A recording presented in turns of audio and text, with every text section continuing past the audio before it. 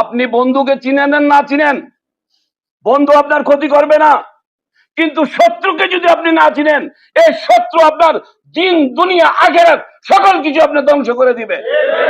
যেভাবে ধ্বংস করে দিয়েছে আমাদের এই এই ওয়াহাবিজম, এই মুয়াবিয়াজম, তারা যে দিনের শত্রু, ইসলামের শত্রু, এরা যে আহলে বাইতের শত্রু, এরা মাওলা আলীর শত্রু, এরা ইমাম হাসান হোসেনের শত্রু, এসে সমস্ত মানবতার শত্রু।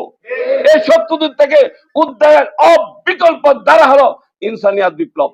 মানুষ বাঁচাতে হবে, ধর্ম বাঁচাতে হবে, মানুষের দুনিয়া রক্ষা করতে হবে, মানবিক দুনিয়া প্রতিষ্ঠা করতে হবে।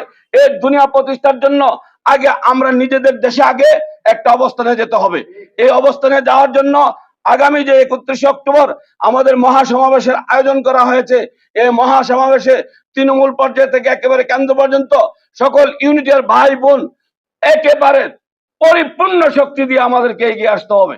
এই বলে আমি আমার আলোচনা এখানে শেষ করলাম। আসসালামু আলাইকুম ওয়া রাহমাতুল্লাহি ওয়া বারাকাতুহু।